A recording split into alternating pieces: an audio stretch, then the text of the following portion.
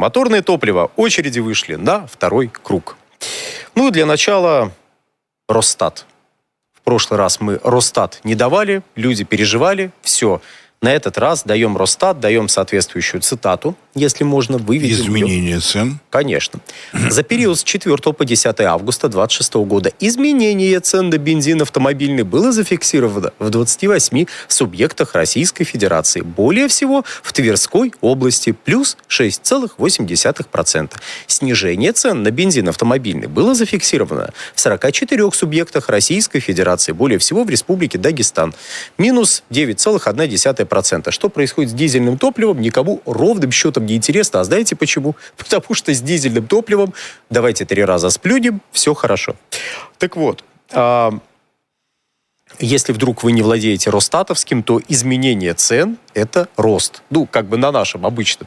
Но мы исправляемся, мы тоже начинаем говорить по-росстатовски. В Росстате слово «увеличение», «рост» просто запрещено, видимо, каким-то служебным приказом внутриведомственным. Поэтому только изменения. Ну, да, кстати, на рубеже, так как мы на прошлой неделе не доложили, что ж там Росстат писал, на рубеже июля и августа ситуация была очень похожа. Там тоже за период с 28 июля по 3 августа изменение цен на бензин автомобильный было зафиксировано в 27 субъектах Российской Федерации. Более всего в Томской области и Республике Хакасия. Снижение цен на бензин автомобильный было зафиксировано в 46 субъектах Российской Федерации. Более всего в Севастополе минус 15%, Республике Крым минус 14,8% и Вологодской области минус 12%. На что мы сейчас с вами смотрим? Вот эта таблица изменения цен, взятая из 2 докладов. Собственно, один доклад касался росстатовских докладов, один доклад касался рубежа июля и августа, второй доклад касался, как, в общем-то, видно из приведенных здесь дат, периода с 3 по 10 августа. Да, кто-то из вас может сказать, но это не прошедшая неделя, когда было все самое интересное, но надо же постепенно к этой неделе подойти, а перед этим рассказать, что же там творилось вообще. И, с одной стороны, мы, вот глядя на эти таблицы, не можем не ужаснуться, особенно когда смотрим на изменение цены бензина автомобильного в среднем. То есть в среднем, если вот верхнюю строчку взять, мы видим, что на 17,7% изменилось по сравнению с декабрем 2025 года. Но тут какой момент? Смотрите. 3 августа, вот период, который 3 августа закончился, смотрим на 92-й бензин, смотрим на вот эту строчку, которая с декабря, так, 118,2. В следующую неделю смотрим, то есть период, который 10 августа закончился, тоже 92-й бензин, там уже 117,9. А говорят, цены не снижаются. Вот, видите, снижаются. Только почему-то это никого не радует, а не радует по банальной причине, потому что речь идет про средние цены, напоминаем еще раз, которые сейчас вообще ни о чем не говорят, потому что снижение вот этих средних значений происходит преимущественно за счет того, что верхняя граница цены, которая от нижней отличается на 20, местами на 30 рублей, начинает приближаться к нижней границе. А нижняя граница все равно продолжает изменяться. Изменяться продолжает нижняя граница. Вот верхняя снижается, нижняя изменяется. Ну, то есть, если вдруг кто-то хотел порадоваться, что цены иногда могут снижаться, вот, видите, снижаются. Правда, еще раз, ничего полезного в этой информации, по большому счету, для потребителей нет, потому что эти средние значения не отражают реальности, которую мы видим на заправках. Потому что есть нижняя граница цены, есть верхняя граница цены, а в середине, о которой говорит вот эта табличка, ничего нет. То есть середины, как это не ужасно, как бы ужасно это ни было, не существует. Ну так вот, а теперь про текущую неделю. В Новосибирской области ограничили торговые надбавки на топливо. Давайте соответствующую цитату. У нас 2,3. Минпромторг Новосибирской области, независимые нефтетрейдеры и региональные автозаправочные станции подписали соглашение о добровольном ограничении торговых надбавок на горюче-смазочные материалы. Регион стал первым в России, где применена такая практика. Документ предусматривает установление максимальной торговой наценки на топливо ПАО «Газпромнефть» на уровне не более 15% от оптовой цены. Соглашение вступило в силу в день подписания и будет действовать до 15 ноября этого года с возможностью продления. Первыми участниками стали АЗС «Энергия» и АЗС «Опти». «Опти» является проектом, связанным с «Газпромнефтью». Присоединиться к соглашению смогут и другие сети. По оценке властей региона, зафиксированные договоренности должны положительно сказаться на уровне цен в рознице. Вот, у нас первый регион, который сказал... Ребят, здравствуй, госрегулирование. Да. Который сказал: ребят, давайте не больше 15%. Ну вот две сети покивали и сказали: ну давайте, остальные будете присоединяться? Ну, может быть, присоединяться, может быть, нет. Но, по крайней мере, лиха беда начала. Почему 15%? Ну, потому что Новосибирский регион располагается недалеко от одного крупного производителя нефтепродуктов. Не будем тыкать пальцем и показывать карту, но недалеко. Поэтому транспортная надбавка относительно невелика. И вот этих плюс 15%, по идее, достаточно для того, чтобы на данном базисе получить более или менее приемлемый вариант для реализации в розницу. Ну, то есть, что вообще означает эта витиеватая фраза? У вас есть оптовая цена, вы к ней добавляете транспортные расходы, добавляете расходы на хранение, добавляете расходы на то, чтобы бензовоз от нефтебазы довез до вашей заправки этот самый бензин. Ну, еще, наверное, вы что-то заработать хотите, при этом заплатив людям зарплату, заплатив за свет, воду, за канализацию и прочее. Ну, вот где-то 15% надо надбавить для того, чтобы что-то еще на этом всем заработать. Получится ли, насколько будет эффективна данная система, посмотрим. Но, опять же, хочется задать вопрос: а биржа тогда при чем? Биржа ни при чем, и слава богу. В тех условиях, в которых находится сейчас Россия, заниматься ценообразованием через биржевую торговлю не имеет ни малейшего смысла. О чем говорили и до этого многократно. Более 80% бензина и других видов моторного топлива, которые поступают на биржевые торги, это 6 компаний. Это олигополия. Эксперты неоднократно призывали прекратить биржевое ценообразование, пока поставщиков не станет хотя бы компаний 20-30. Но потом было жестким голосом сказано: России новые НПЗ не нужны. Сейчас выясняется, что нужны. Я вот сейчас так очень аккуратно постараюсь высказаться. Обычно почему-то планирование экономического характера, в нашей серой действительности, идет исходя из неких средних значений. Ну или, хорошо, мы предполагаем некий верхний уровень, нижний уровень наших потребностей, вот исходя из них. А реальность, которая не столь сера, как наша окружающая, говорит о том, что готовиться надо к худшему варианту. То есть надо готовиться к кризисным вариантам. И если вы не готовитесь к ним, может всякое произойти. Например, когда кризис придет, а приход кризиса, кстати, какой бы страны и какого бы региона это ни касалось. В любой стране, в любом регионе. Приход кризиса – это не вопрос вероятности. Придет, не придет. Придет. Вопрос лишь когда. В электроэнергетике для каждого региона, входящего в объединенную энергосистему, для каждого энергоузла, есть правило N-1. Энергосистема не должна заметить исчезновение одного из поставщиков. Метеорит упал, молния, под Пензой начал действовать вулкан, электроэнергия должна поступать. При производстве моторного топлива исходили из каких-то других постулатов. Постоянно звучавший вопрос: а может мы хотя бы на Дальнем Востоке там построим? Да не надо, господи, зачем нам на Дальнем Востоке У нас там строить? побережье длинное, морем привезем. Справедливости ради, на Сахалине решили таки строить. Правда, построят только в самом начале 30-х годов. А это немножечко еще лет 5 надо будет подождать. А вот если бы, скажем, году в 20-м начали... Или посмотрели бы, например, на опыт Китая. В Китае моторное топливо уверенно производят из природного газа. В Китае моторное топливо уверенно производят из угля. У нас в разных регионах есть другие углеводородные ресурсы. Их тоже можно использовать для производства. Может быть, не в таких объемах, но регион закрыть вот такими поставками можно. Обеспечить Якутию за счет северного завоза 3 миллиона квадратных километров при перевозке, хорошо, если из Омска, а не из Кириши. Это одно. А если буроуголь Якутии прямо в Якутии становится моторными топливами, то это немножко другое. Это так, к слову. Нам тут задали вопрос про АЭС в одной соседней стране, я просто сейчас скажу, да, есть такой способ, но, если позволите, озвучивать вопрос не буду. Так вот, по поводу Китая, тут еще больше ирония применительно к России.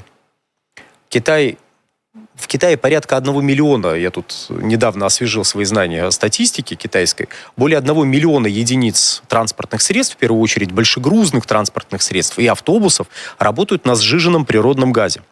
Китай – богатая газом страна, работает на СПГ. Когда говорят о поставках природного газа в Китай, все считают, что мы поставляем энергетические ресурсы. Другие страны поставляют энергетический ресурс. Но есть статистика, которую ведет Китайская Народная Республика.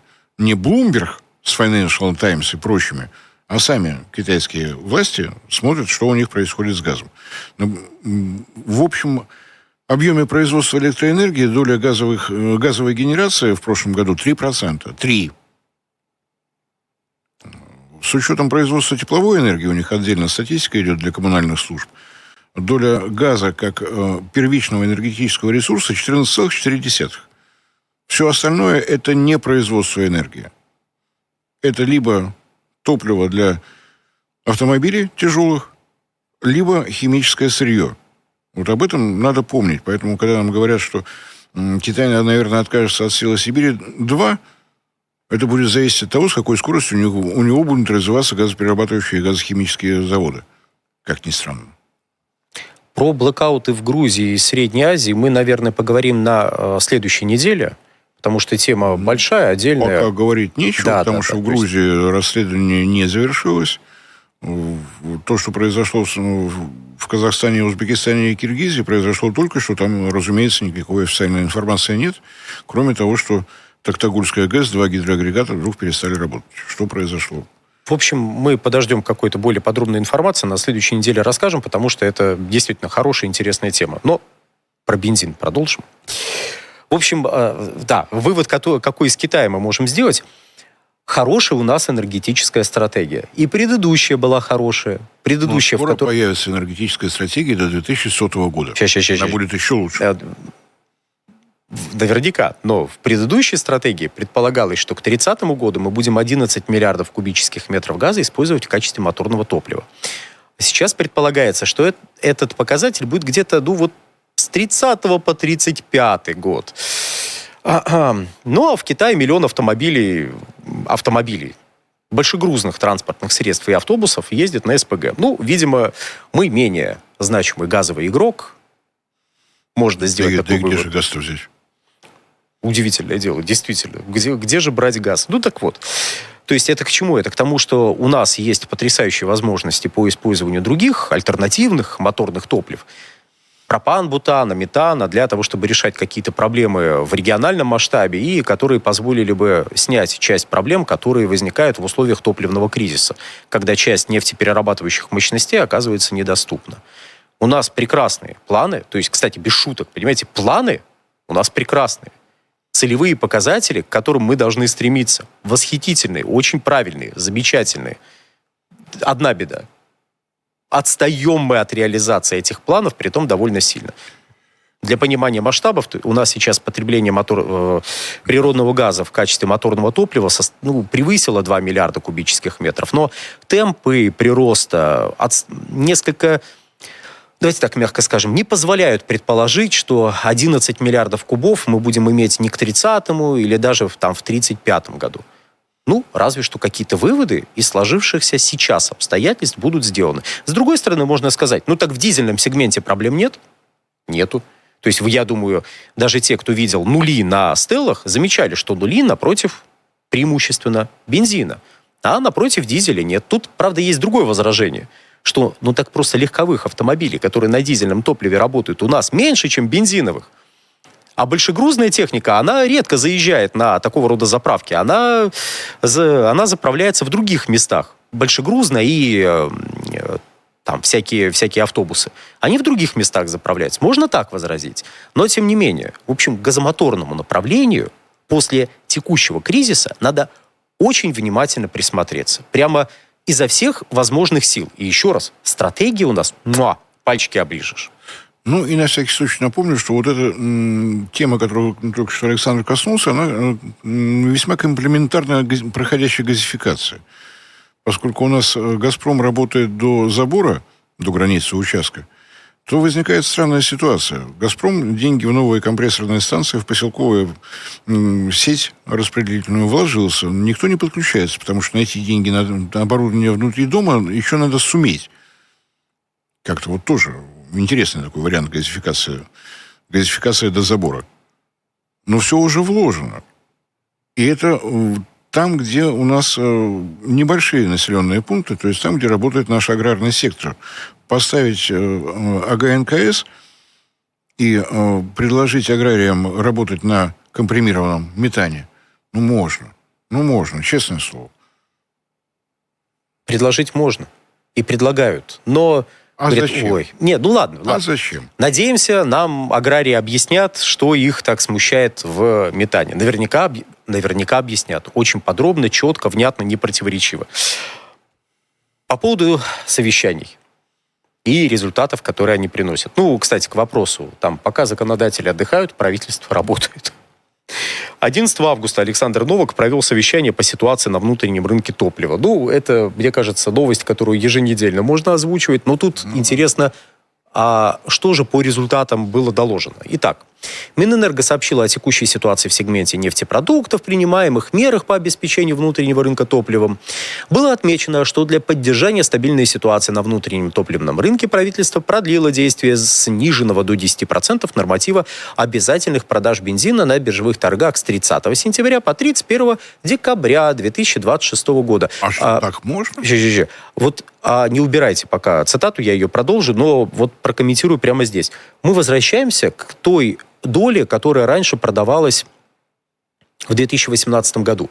Тогда купировать тот кризис пытались за счет увеличения доли продаж на бирже. Почему-то не помогло. Но почему бы не попытаться еще раз, потом еще подняли. Тоже, кстати, не помогло. Но это ладно, теперь мы снижаем. И, кстати, не просто снижаем, а тут еще одно важное следствие из вот этих решений. Новым документом при выполнении норматива биржевых продаж бензина и дизеля разрешается учитывать в том числе объемы топлива, реализованного по адресным биржевым сделкам и по внебиржевым договорам поставок. Сейчас объясним, что это все значит. Это важно, правда. Конечным покупателям, по которым являются сельхозпроизводители, конечными покупателями, по которым являются сельхозпроизводители, организации, обеспечивающие северный завоз. Решение направлено на снабжение бензином и дизелем стратегически важных категорий потребителей. То есть, еще раз, производится какой-то объем бензина. Из этого объема определенная доля, и не менее ее, должна отправляться на биржу. Как правило, у нас до кризиса отправлялось там чуть ли не в 2 раза больше, чем предписывалось вот этими нормативами на биржу. Но сейчас вот 10% это объем, который формально должен идти на биржу, но у нас есть северный завоз, который нужно выполнять. Потому что люди живут там, где с нефтепереработкой, с поставками нефтепродуктов и продуктов питания даже несколько сложновато. Северный завоз – это важно. И сельхозпроизводители. Вот им, если вы осуществляете поставки, это идет в счет того, что вы должны были напрямую на биржу. Это вызвало уже некоторую нервную реакцию со стороны наших трейдеров. Их можно понять, потому что они покупают и продают потом это топливо. Но здесь, опять же, правительство исходит из того, что есть интересы конечных потребителей. И среди этих конечных потребителей есть определенные категории, которые являются стратегически важными. Сельхозпроизводитель – важная стратегическая категория? Очевидно.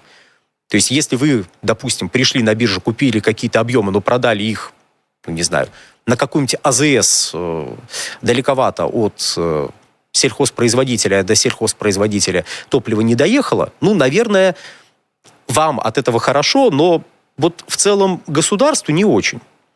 Поэтому направляют эти объемы целевым образом сельхозпроизводителям. Опять же, со стороны наших аграриев тоже есть ряд вопросов, возражений, но это как бы отдельная история. Я думаю, мы о ней еще не раз поговорим. Далее.